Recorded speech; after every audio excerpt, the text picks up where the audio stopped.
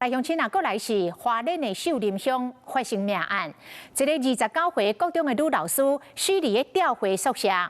嫌疑重大的凶手是一个A9的男子，伊是教会关怀的对象，伊用奶甲女老师表示意爱。 但是传互老师的讯息甲图片，拢上超过，拢毋是款。老师怎甲封锁？伊要求解除这个封锁封拒绝，竟然是为灶骹通风的气汤爬入去宿舍，甲女老师共电视。即卖已经互法院裁定收押禁见。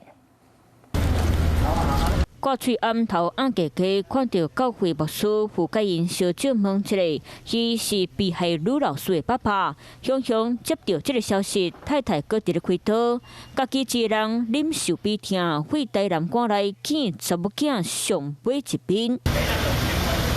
天也未光，就坐车赶来到花莲，烦恼女老师的爸爸伤忝，牧师透早就要加倍送入去，嘛讲到嫌犯原生家庭真济状况，非常可怜的原生家庭，爸爸在一次车祸去世，所以他等于是没有父母生活了，各方面看在眼里都摇头了。他真的是里面暗恋这个老师，这是确定的。 但是得不到，是不是就？26岁嫌犯是教会关怀对象，因为听见中介受到教友的照顾，想要到互相交换来沟通过程，伊定定传真坦白的信息，和相片给女老师。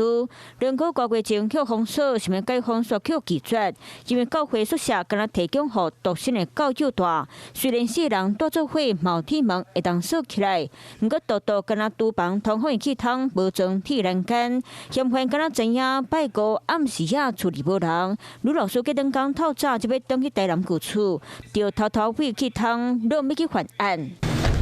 虽然铁基路长站，毋过发生重大的命案，法医含检察官透早就坐车到和平，搁坐车到殡仪馆，牧师嘛来关心。虽然嫌犯讲是错手甲人害死，毋是大先规划的，毋过知影女老师无判时间点，搁知影要安怎去人害。检警即马会了解是嫌犯敢有甲人侵犯，当时动手的，是因为怕人袂着，或者是人无要甲伊用来联络才。 见效等上去，甲人害死，拢是检警继续追查重点。Hello， 我是蒋欣梅。想要抢先掌握最及时的新闻资讯吗？赶快订阅、按赞、开启小铃铛，锁定华视新闻 YouTube 频道。